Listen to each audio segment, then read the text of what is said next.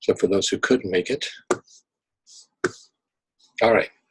So we have reached chapter 29. Once again, the reminder that next week, week 10, we'll be covering chapters 30 and 31. It's that extra bonus. You get to read an extra chapter. That last chapter, by the way, is pretty good. It's very important. It's the professional ethical responsibilities. So it's not a highly technical, but it's important stuff to know for the field and for the board exam. You will have ethical questions embedded in that exam. So this last chapter is a good one to mark and read it. And there won't be too many questions on it, but as always, you're covering the whole book and it'll be helpful. So today's chapter is chapter 29. The chapter is about, I've coded it up here. I've got this arrow that goes down. I've got the letters BX. I've got neg pun. So you all know what that stands for. Decreasing behavior with negative punishment. And then look at the next one. And the two main bullets are going to be response cost and timeout. Those are the two main procedures. I'm going to give credit, okay? And I want to walk through the little model that I've been hoping you're building over time to help you analyze and integrate and map out everything you've been learning for these 3 courses. I had one of my students who took 601, and I tell people in 601, you may remember, build a study guide, take the terms, the definitions, and build this tool, and build it in 203 and 602 and 603. So by the end of the courses, you've already got all your important notes and definitions. In 603, I remind people again, and some haven't done it, and I understand. And then they finish the program, and it turned out this particular student was also in my company and did not know during the course that I was in the same company. She didn't have the connection. So when she took the exam and didn't pass it, and they told in the company, you know, CJ helps with this stuff, he teaches it. And then she said, I had a professor named CJ. So she got a hold of me and found out that yes. And I said, well, what happened? I told you to build this when you were taking the classes like a year ago. Well, I didn't do it. I said, well, do it now. So she built an 80-page study guide. She went into the task list, she looked up definitions, and she got graphics, and she started building. Like, this is exciting. This is all coming back to me. I said, well, okay, I don't care whether you build it now or later, but you need to know everything on that task list. And if you build it as you go, you build them bit by bit or build it when you want. So she built it, and then she passed that time. So just, you pick your schedules, you pick your lifestyle. I will make suggestions, and you're all grown-ups. I'll leave it to you to figure it out. I'm not a grown-up. I'm just got older, but I didn't grow up. I've mastered that, by the way. So back to the topic. So reducing behavior, top concepts, response cost, and timeout. This little chart points back to the Ch29, which is called multiple functions of a single stimulus. And it's a nice way for me to demonstrate these concepts, because what they want me to identify in this chapter, I'm looking at that first page, make the distinction between reinforcer and a punisher, make the distinction between negative reinforcement and negative punishment, address response costs and bonus response costs, and then the various forms of timeout. And the bonus concept I throw in is don't forget about time in. The thing that makes timeout work, timeout when you can't get reinforced for anything, because you're timed out for everything, that only works if you have lots of time in. So being moved away from something isn't reinforcing if you want to be moved away from something. If you're trying to get out of it, timeout's not the right tool. But if time in is very strong and rich and lots of non-contingent reinforcement, then that environment's very reinforcing to be in. So when someone does misbehave and they lose access to time in by being put in timeout where they can get reinforced, that makes timeout work. I used to teach parent classes and try to help understand that they knew about timeout. They sort of used it, but they basically overused it. They were using it for way too long, and they didn't understand the importance of just enough of it to create a little deprivation. But like I said, the point to them is make time in the driving factor in your child's life. Time in should be when you do good things happen. So that's what I'm going to cover. I want to go back to the chart I built. As you know, I'm a big fan of the ABCs and the function. So the antecedent conditions we know now are the MOs and the SDs. The behavior of the responses. The consequences are going to be those function-altering stimuli, because consequences either function to make more behavior, maintain behavior, or decrease it. And while those MOs, antecedents, are behavior-altering, the MOs and the SDs will evoke the behaviors.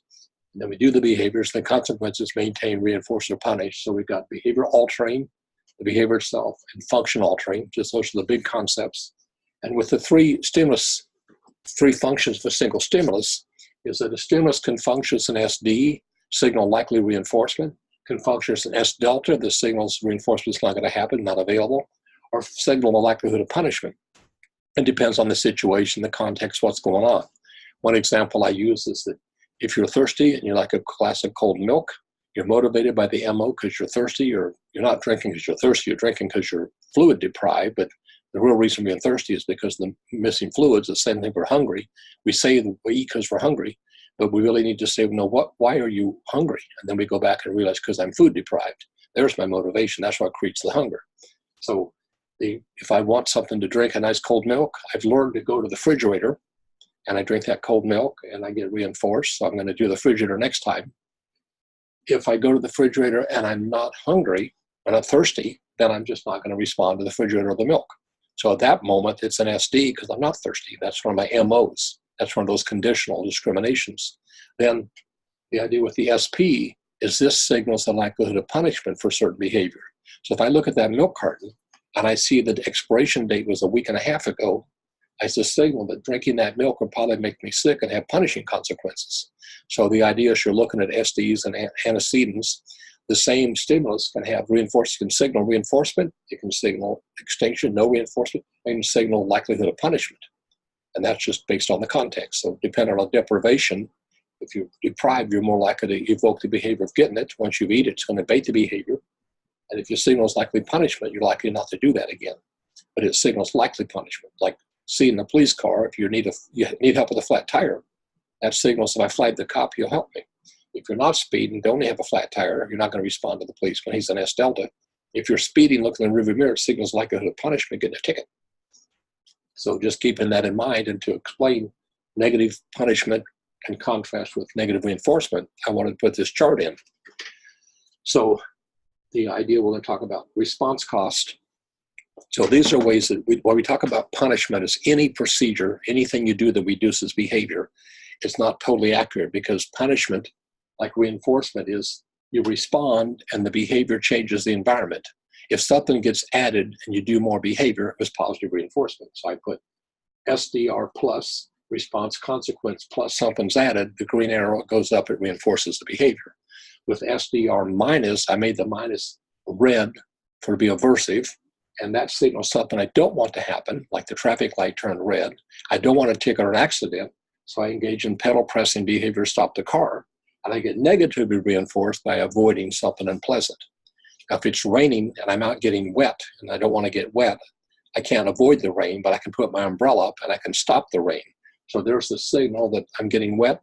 That signals I'm going to get wetter, so I open the umbrella. Consequences, I terminate getting wet by escaping from the rain because I'm already getting wet, and that's negative reinforcement. So that's pretty simple, but the point is that negative reinforcement means the signal for something aversive has been signaled, and I can either terminate it because it's happening, or I can escape from it by doing the behavior, and that will reinforce it because I'm terminating or avoiding, preventing that aversive condition. With punishment, the aversive follows the behavior. So with punishment, something signals punishment, I respond. If someone scolds me, then I get positively punished and they added a scolding. And if I stop doing that, then the positive punishment, the aversive, was added. It's aversive by definition because it made me decrease the behavior. With the negative reinforcement, there was the aversive condition signaled, and I behaved in a way to terminate it or avoid it. And here I couldn't avoid it or terminate it because it's already happened after the behavior. So the difference between negative reinforcement, it signals behavior that will be escape or avoidance behavior, and I'll get reinforced for that. With punishment, this aversive stimulus is applied after the behavior, so I don't do that in the future. So I put the red aversive stimulus here, getting scolded to something added is unpleasant aversive by definition because you do less behavior when that happens. And then the other punishment is the signals there, the consequence is something gets removed, and what gets removed then is the negative punishment. What got removed is the reinforcer. So I made that green because when I have good behavior and I get a consequence that's positive reinforcement, I get a reinforcer. If I have punishment situation, I do a behavior and I get punished, then they're negatively removing my reinforcer. So if you're speeding and you get a ticket, the cop gives you the ticket, The ticket is not the punisher, it's the loss of the money. So what gets removed is your money, and then you stop speeding. People say, well, the cop handed me a ticket, he added a stimulus. Well, but it's just like, you're hungry, why are you hungry? Because you didn't eat. He handed me a ticket, why is that ticket punishing? Because it cost me money. There's the removal of a reinforcer. So to learn the table and look at these in terms of the negative reinforcement, something aversive is signaled or is happening, I behave and it stops. And with negative punishment, I've got, what they're doing is removing my reinforcer. And so that's one to think about, read about, and digest. And that's a little chart to make the distinction that the aversive stimulus is in front of the behavior in the antecedent. That made it a negative reinforcer. This made it a negative reinforcement. And this stimulus is what's the punisher. So to talk about the distinction between reinforcer and punisher is that when this environmental condition, the antecedents and MOs, either evokes the behavior, and then the consequences changes the environmental condition. And then we look at the function. So the idea is that whatever follows behavior and serves to make more behavior functions as a reinforcer. The reinforcer is getting the food. The reinforcer is getting paid. The reinforcer is getting to go to the movie and watch the movie. If I'm watching a bad movie and I get up and leave, the reinforcer is terminating watching a bad movie. If I'm getting wet and I raise the umbrella, the reinforcer is stopping the rain. It's the change of the environmental conditions. With the punisher, the stimulus that follows is the punisher, is the punishing stimulus. So to take a bizarre example, is a teacher has a student that's in class and she's very quiet and shy, and one day she answers the teacher's question. Teacher says, wow, Maria, that's a wonderful answer. You're so smart. I love your answers. I wish you would answer more questions. And it turns out for that student, now she's embarrassed by the class, embarrassed in front of the class, so she stops answering questions. In that case, the teacher was attempting to reinforce with praise, but for that child at that time, the compliment was embarrassing, so it turned out to be a positive punishment because she added a stimulus after behavior and the behavior decreased.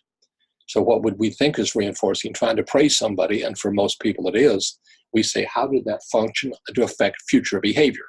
We can't change the behavior that just happened. We can only change the probability of it changing in the future. So we only determine if it's a reinforcer or punisher by future behavior. And the problem with the definition that punishment is anything that decreases behavior is that is not correct, because with extinction, we had an ongoing behavior. It's been reinforced. We turn out it's getting too much reinforcement. So when we stop reinforcing it and the response occurs and we don't add anything, we don't remove anything, we simply don't reinforce it, we don't respond. And then the behavior dies out through extinction. So behavior will decrease because of the absence of reinforcement. Just like if reinforcement puts it in the repertoire and keeps it going and maintains it, and you stop reinforcing behavior, you're going to get that extinction burst first, trying harder to get it, and then it's going to drop down and bounce around a little bit. Eventually it will level out, and it may resurge later at some point. But the idea was that extinction is a way to reduce behavior by not reinforcing it. So be careful when you hear about punishment as anything that decreases behavior. Keep in mind, reinforcement and punishment as a concept are, the compare is they're both consequences. The compare is they both have something added or removed. The contrast is that the reinforcement will maintain or increase behavior and punishment will decrease behavior.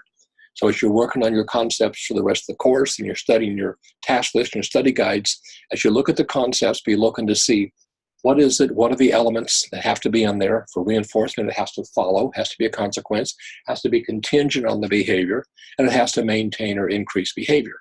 If you do punishment for the concept, it has to follow, be a consequence, it has to be contingent, but the contrast, the difference between the concepts is simply the direction of change. So punisher is going to make less behavior.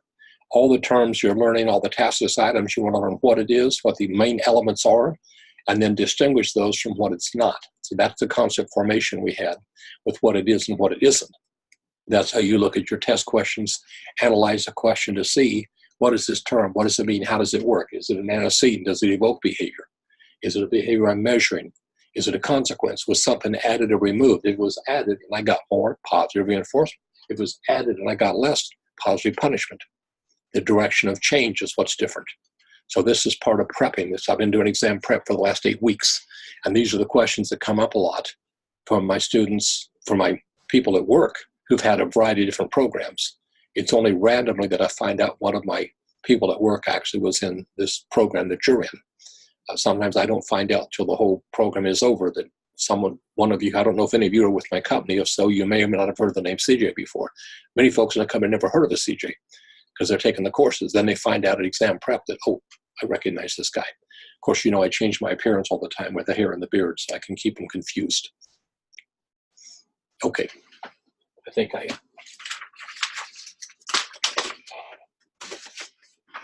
made that very clear. I think you started before this. So this was like Christmas, and this was like when I went to London to try to be Dumbledore. And then of course there's a little bit of a difference.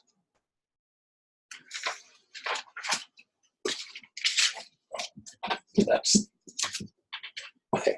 So back to the concepts and concept formation, and distinguishing negative punishment. But the idea that negative punishment was something reinforcing was removed. So since it was taken away, it's negative, but it had the effect of decreasing behavior. Okay, so again, negative reinforcement, the aversive stimulus was before the behavior, and the response terminated or prevented or postponed it. And with negative punishment, it happened after behavior, and it was removed. Okay, so now back to response cost. Typically, we think of this as a token system where if you're earning tokens for good behavior, and if you have problem behavior or bad behavior, you lose tokens. Our parallel is to the example of you're speeding, and you get stopped, and you get a ticket, and you get fined, then they have taken away the part of the response cost is they're going to charge you money for speeding. They'll fine you. So the idea of if I want behavior to decrease, I can use response cost by removing a reinforcer, which falls under the negative punishment concept. Now there's this thing called bonus response cost. And this is a system, a lot of teachers use it in schools. Some families that I've built systems for use it. Is when the child's earning points and you take those points away, they don't like it. People don't like being punished. I think so far that's been my results of my survey. So make a quick survey here. How many of you like punishment? Raise your hand if you like punishment. No, nobody's raising their hand. You're not raising your hand, are you, Ronald? Okay, good. So people tend not to like punishment. And we know that some of the side effects are that it generates emotional responding, revenge, retaliation, sabotage. It pairs you up as an aversive condition stimulus. Okay, Ronald, you thought about it. I'm not surprised. So the idea that bonus response cost is, here's the deal. Teacher says, you're earning your points, and you earn points throughout the day for good things, but I have this bonus of extra recess, 10 extra minutes of recess. So I'm going to put this bonus out here, not part of your regular system. And if you get, the more you get, and if you misbehave, you start losing those minutes of extra recess. So you had 10 minutes of recess and you misbehave, so rather than take points out of your bank, which you've already earned, when you take away something someone already has, they don't like it. Here's a bonus. You could have had this extra minute. So I take away these bonus points. At the end of the session now, it turns out you still have 5 points left. So you still get 5 bonus points for good behavior, but you cut down the problem behaviors. So bonus response cost is where you basically arbitrarily create these invisible points and indicate, say what the rule is, that if you misbehave, you're going to lose those points or lose those minutes of recess. And that can decrease the problem behavior because all of a sudden, like, I can have more recess if I cooperate. So you'll see that in the chapter, a little bit of talk. One of the things that point out in the book, and I want to touch on it, is that the problem with the response cost is that you lose something for bad behavior, which will decrease that behavior. We know behavior is going to go somewhere. We often have talked about when you've got a problem behavior, we understand it's there because it functions, it works for that person, that's why they're doing it. So if we punish it to suppress it, that behavior is going to find somewhere to go. And if you don't help it find a place to go, it will find a place to go. Behavior matching law says, I'm going to put that behavior somewhere. It's going to find a reinforcer somewhere. So with response costs, it doesn't really teach what the alternative is. It doesn't teach a constructive what to do instead. It simply punishes the problem behavior. This is one of the problems overall with punishment. If you just punish behavior, you haven't taught them what to do. And I've talked before about the don't say don't. You do the job. Don't pull your sister's hair. Don't bounce that basketball in the kitchen. Don't be so loud. It's a non-behavior. Don't do that. So, well, what do I do? And this is where a lot of parents I've helped and some teachers realize, say what you want. If you're going to say don't, you can say don't. But my rule is don't say don't. say what you want. So instead of say, don't pull your scissors, say, hand it to yourself. Don't bounce a basketball in the kitchen. Well, clearly he doesn't just want to bounce the ball. He wants your attention. But if he's bouncing the ball, you say, bounce the basketball outside. You can bounce the basketball, just not at the kitchen. Rather than saying, don't tell what to do and when to do it. And if you know it's for attention, then you teach the replacement behavior. Here's what you want my attention. You say, I have a question. You say, excuse me. So the disadvantage of this is that while it does work to depress behavior, and punishment is a natural contingency in the world, punishment does stop some behaviors, but they're going to go somewhere else. So the alert to that is it doesn't really teach a replacement, which is why we often say combined procedures. If you use extinction, you stop reinforcing behavior, it's going to go somewhere. So if we don't help guide it to a better place to meet that function, it'll show up, and it probably won't show up where you wanted it to. Behavior will always find a place to go. So that's the response costs and bonus response costs. I mentioned time in being so important, but now what I want to do is drill down just a little bit on timeout. Now, timeout is basically comes from the phrase that Wolf was using back in 1965 in Seattle at the university where they're doing research with Sid Bijou. Don was one of my professors. I remember hearing these stories when he came up with it, and he said, this behavior is happening here. We need to put that behavior on timeout. And he was thinking of time in. He told the story where he was thinking time in, but time in is for the good stuff and this problem's. So we need to put that behavior on timeout so there's no reinforcing properties. So he called it timeout from reinforcement. So someone's misbehaving, we go, okay, you're on timeout. You go sit over there. You may not participate. You may not get reinforced. Nothing you do is going to get reinforced. And with extinction, we're often saying, I'm going to put the problem behavior on extinction. If he's acting up, I'm going to ignore that behavior, but I'll take some other behaviors. I'll reinforce something, but not the problem behavior. So we specifically pick the behavior we don't want that we're going to try to ignore, try to not reinforce. So that behavior gets weaker, and we're going to try to reinforce something else. So extinction is going to be targeting a specific behavior. And with timeout, the idea is when you're in timeout, nothing gets reinforced. So there again, if they give the good behavior, I'm sitting down and being quiet now. Well, you're in timeout for 5 minutes. So nothing you do gets reinforced. But if I'm doing a lot of good behavior, well, you lost access to the reinforcing things and the reinforcing environment. You lost access to your audience when you're in timeout. So you often told, go to timeout and think about what you did. Well, they get to come back when time's up. I don't know if what they actually thought about what they did, but they get to come back. The thing with timeout is what gets misused is people use it as a punishment. And it does indeed remove reinforcement availability, but they don't understand you don't need to use a lot of it. The idea is it should be a few minutes. And one of the guidelines I was told years ago was a minute per year. So you don't put an 8th grader in 15 minutes of timeout. You don't take a 5-year-old and put him in 20 minutes of timeout. If he's 5 years old, 5 minutes out of the reinforcing opportunity should be sufficient. If he's 8 years old, maybe 8 minutes out. And it's not going to work if you get people get in trouble, go to jail, go to prison. They put them in timeout for years. So there's no access to reinforcing, at least outside of the system. So the idea of timeout is it should be fairly brief, just enough to break the behavior pattern, to redirect it, put the behavior where it can get reinforced. And the other thing is, of course, if the person's misbehaving to get away from the classroom and you send them in timeout, they just got to escape and they got negatively reinforced for acting up. So there are considerations within these procedures that behavior is going to go somewhere. So with timeout, what the book lists is these 3 main areas, and they branch out forth, is we have inclusion timeout. With inclusion timeout, you'll see it in the chapter, typically someone's misbehaving, say in a group, and the teacher puts them in timeout, but they let them sit right there. They might move the chair back a foot. But basically, they don't get to answer questions. They don't get to participate. So they're in timeout. No behavior is going to get reinforced, but they still can see what's going on. And of course, this is supposed to increase, I want to participate, I want to say something, but you kept interrupting, so you're on timeout for 2 minutes. You can't say anything for 2 minutes. You can still see what's going on. It's going to make you want to behave, so you'll decrease the misbehavior to get your turn. Now, other times, we exclude them from timeout, exclude them from the opportunities where it's not available. I've simply moved them around the corner, and they can't get to it. And the other is seclusion. Now, seclusion has become a very serious issue in the field because over the decades, over the centuries, people have been put in seclusion, and they call it, like they're going to prison and put them in solitaire. So they're absolutely locked in, secluded, and it's not for 3 to 5 minutes. But that's, again, in the just natural process of timeout from reinforcement. What the field does is look at these terms and looks at them as procedures, how they occur naturally, how they occur by procedure, and different ways to limit access to reinforcement by just the definition, timeout from reinforcement, and use one of these particular methods. And of course, the most severe is when you use some kind of restraint timeout.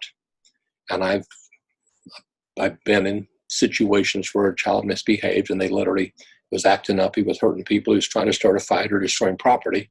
So they grabbed the walkie-talkie, and in come what I call the big boys. These guys look like football players in the off season. And they come in and they grab that kid and they carry him into the room and they literally put him up against the wall and strap him against the wall. Or they take him down to the 5150, all 4 points hold. So now they're restraining the person, which puts them in a technical timeout, because now nothing they can do gets reinforced. But they've gone basically to the extreme. Up in Vacaville, they've got a facility where these guys literally get strapped to the wall in straitjackets. And when they finally calm down, they get out. Well, yeah, these are guys that are seriously violent, seriously aggressive. They're basically, instead of locking them up in a jail or prison, they're up in this place in Vacaville. And these are highly trained people. And these 5150s occur constantly. And the final way to restrain them is literally put them against the wall and strap them in. So that's probably the most extreme way to do it. And so in our field, we have some very specific guidelines about under what conditions we actually would go to that level. We're obviously trying everything in the world first to get the behavior to change without having to get that extreme. We try to use, I'm sure you've heard the phrase, the least intrusive procedures. The more you intrude on somebody, the less they like it. So some people will push that limit to see how far they can go, and they find out. We want to start with basically try to redirect, try to ignore the problem behavior and reinforce something else, and then we gradually have to increase. So the point of the chapter was we can decrease behavior, and this goes from all the way extreme to the point of simply taking away some minutes of recess. We're not taking away the actual recess. We're taking away what could have been extra bonus recess, extra bonus points. I've got 10 bonus points. If I have good behavior, you'll not only get the points you earned, you get some bonus. And of course, you got to watch out that the kid doesn't figure out, I'll start to misbehave, or the teacher offers me 10 bonus points. Then I'll behave to get the extra bonus points. So anybody's job is to learn this, to scam the system. How do I figure the system out? And some people get very good at that. Our challenge in the field working is how do we help them understand that time in is better than time out. Had one of my high school buddies that got in trouble with the law in my high school. He was known for kind of being a hellraiser. He just kind of thought it was fun to get in trouble and drink. And they locked him in jail. And then the probation officer talked to him, and he came out, and he kind of contained it. He just sort of straightened up. He wasn't a good boy, but he wasn't a bad boy anymore. And I just remember hearing about him because I knew him. He was a friend of mine. I'd heard he got to jail. I didn't know. I didn't go see him. I saw him about 5 or 10 years ago, and now as an older man. And I said, I never quite understood what happened with you and your probation officer. He said, he just explained it to me very simply. Time out of jail is better than time in jail. So he quickly realized they will lock you up. And when you're a teenager and you spend 72 hours in a lockup, and just in jail over the weekend, that did not have reinforcing properties. And that literally stopped him from getting in trouble. And he ended up having a partial career in the Navy, and he had a good job as an adult. So he learned the lesson early on with minimal. It was intrusive, and it was secluded in a sense, but he didn't get hurt, and he did learn the lesson. So if we take anything in life we look about, we hear about, we see it, our challenge behavior is to say, how do I analyze the environment? How do I look at the MOs and the SDs for what evokes behavior? How do I look at behaviors that satiate and then get abated? How do I look at the timing of consequences to produce patterns of behavior? How do I look at the use of contingencies? And how do I make more behavior and make less behavior? So those are the main concepts in Chapter 29, decreasing behavior with negative punishment. I think we just had the previous chapter. Let me double check this right now. The punishment, we have 30. Okay, the other side, of course, now you've sort of seen it coming. And the other chapter that's coming up, 30, is the other side, reducing behavior with positive punishment. So that's where we actually add scolding or something. But we'll get to that next week. After Chapter 30, then will be Chapter 31, as I mentioned. And this is about achieving lasting change responsibly, being professional, responsible, ethical and professional responsibilities with our behavioral conduct. So that's chapter 29. That's the overview. I want to make sure everybody who's here gets credit. I see one more name on the screen that wasn't there when I started. I will fix that right now. There it is. All right. I'm going to stop there. Any comments or questions?